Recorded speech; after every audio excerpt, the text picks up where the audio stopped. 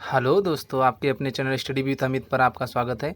आज हम हिंदी के कुछ महत्वपूर्ण प्रश्न को देखेंगे जो विगत परीक्षाओं में आए हुए हैं, जैसे यूपी पुलिस, यूपीएसआई आने वाली परीक्षा, बीएड एंट्रेंस, लेखपाल, अन्य परीक्षाओं के लिए बहुत ही उपयोगी होंगे।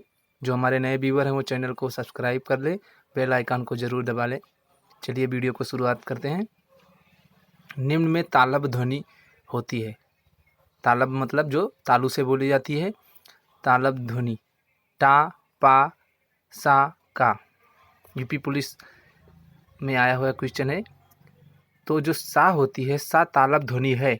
निम्नलिखित ध्वनियाँ तालब होती हैं, जैसे तालब में छोटी, बड़ी, चा, वर्ग, या और सा भी तालब होती हैं। इसी प्रकार से ओष्ठ ध्वनियाँ होती हैं, मूर्धन्य होती हैं, कंठ ध्वनियाँ होती हैं। ओष्ठ में ऊ, बड़ा ऊ, पा वर्ग के सारी ध्वनियाँ, पा वर्ग के पा, फा, बा, भा, मा।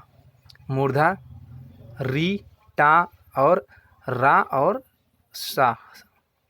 कंठ ध्वनियाँ छोटा, बड़ा, का वर्ग और हा भी कंठ ध्वनियों के अंतर्गत आता है। दंत ध्वनियाँ जो दांतों से बोली जाती हैं, ता वर्ग, और इसमें सा और ला भी शामिल है। चलिए आगे क्वेश्चन की तरफ बढ़ते हैं। कौन सा वर्ण अघोष है? सघोष और अघोष दो होते हैं, का, गा, घा और जा। ये भी यूपी पुलिस में आया हुआ। अघोष वर्ण जिन ध्वनियों के उच्चारण में स्वर्ण तंत्रियों में कंपन उत्पन्न नहीं होता है उन्हें अघोष कहते हैं। प्रत्येक वर्ग का पहला दूसरा व्यंजन और छोटा सा, बड़ा सा और श सपेरा वाला अघोष वर्ण हैं। सघोष वर्ण जिन ध्वनियों के उच्चारण में स्वर्ण तंत्रियों में कंपन उत्पन्न होता है सघोष वर्ण कहते हैं। प्रत्येक वर्ग का तीसरा, चौथा और पांचवा, इसको हम इस तरीके से याद कर सकते हैं। पहला और दूसरा और 345 और 12 5 वर्ग होते हैं, उसको बांटकर हम इस तरीके से याद कर सकते हैं।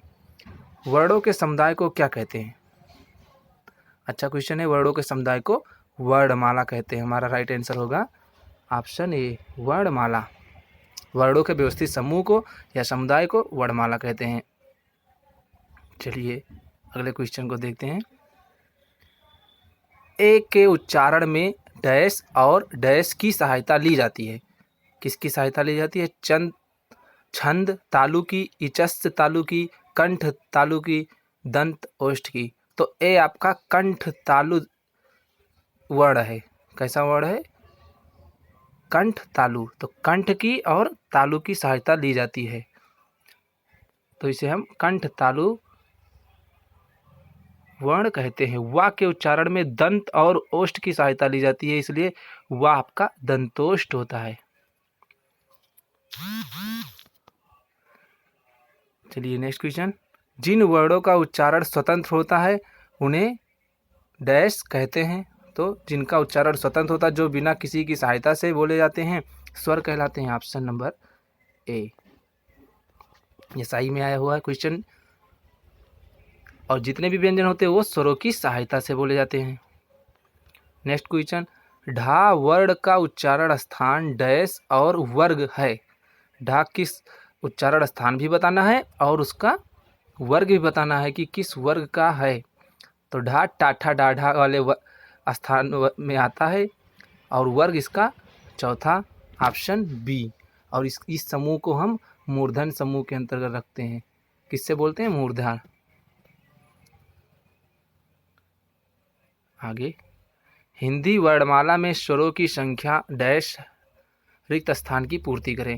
तो सभी लोगों को मालूम होगा हिंदी में 11 स्वर होते हैं,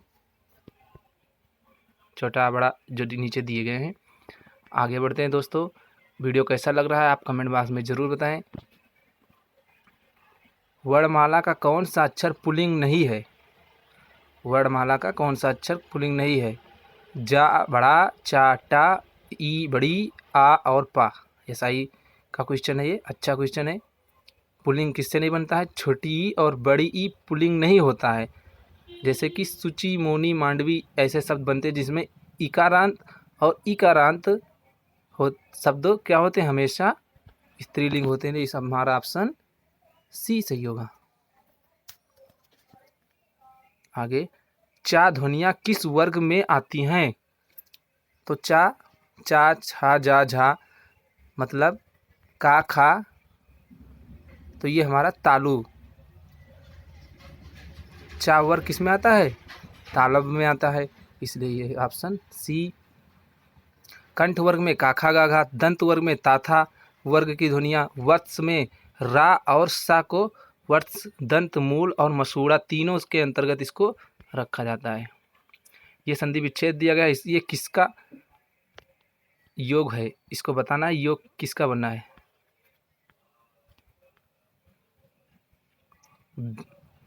दा, आ, का, आ, छा, तो ये क्या बनना है? दक्ष। दा, कोई भी व्यंजन स्वर की सहायता से बनते हैं, तो दा और आ मिलकर दा, का और छा और आ मिलकर ये छा बना, और इसको हम योग करेंगे तो ये होगा दक्ष, ऑप्शन ए। इस तरीके से उसको संधि विच्छेद करके पूछते हैं। ये देखिए, चलिए आगे। वर्ड स्वर की सहायता से बोले जाए तो उन्हें क्या कहा जाता है? जो वर्ड स्वर की सहायता से, सिंपल सा क्वेश्चन है, जो स्वरों की सहायता से बोले जाते हैं उन्हें हम व्यंजन कहते हैं। जैसे कि का को अगर हम डिवाइड करते हैं तो का में हलन, मतलब का आधा और आ मिलकर का बनता है। कोई भी व्यंजन बिना स्वर की सहायता से नहीं बोले जा सकता। व्यंजन को स्वर रहित दिखने के लिए किस चिन्ह का उपयोग किया जाता है? तो व्यंजन को स्वर रहित दिखाने के लिए हम हलंत का उपयोग करते हैं। इस चीज़ का हलंत, ऐसे करके हलंत, ऑप्शन सी। जैसे कि कमल को हम का हलंत, फिर ये स्वर रहित है और आ जब जुड़ जाता है तो स्वर सहित हो जाता है। निम्नलिखित में कौन से शब्द में री की मात्रा का उपयोग हुआ है? क्रिया, वर्षा, रिपु, वृष्टि। तो री की मात्रा हमेशा नीचे की तरफ होती है, इसलिए वृष्टि, ऑप्शन डी। तद्भव, तत्सम।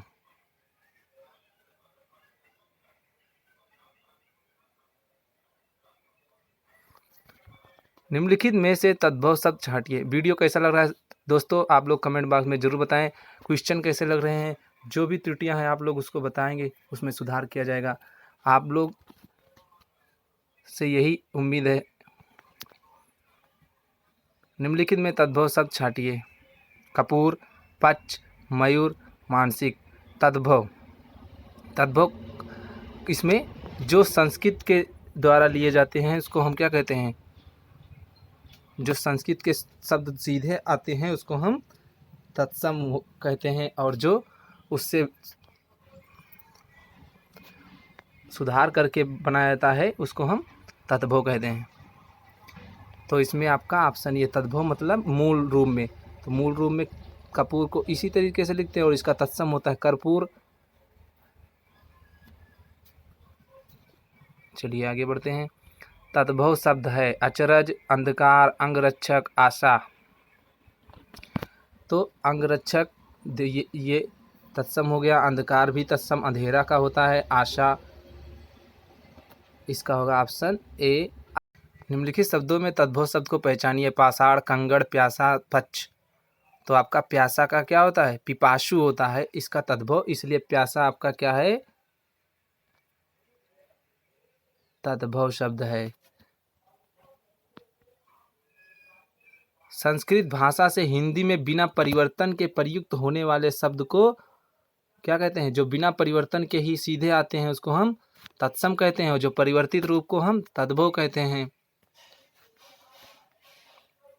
निम्नलिखित में से तद्भव शब्द कौन सा है? ग्राम, अश्रु, सूर्य, माथा।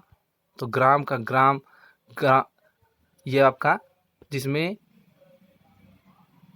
फर्स्ट आपका तत्सम है, अश्रु का आंसू का होता है, सूर्य का ये भी सूर्य आपका भी तत्सम है, और माथा ये आपका तद्भव है, सूर्य का सूरज होता है। धन्यवाद दोस्तों वीडियो देखने के लिए। क्वेश्चन आपको अच्छे लगे होंगे। जो भी व्यूअर नए हैं वो चैनल को सब्सक्राइब और अपने दोस्तों में ज़रूर शेयर करें। धन्यवाद।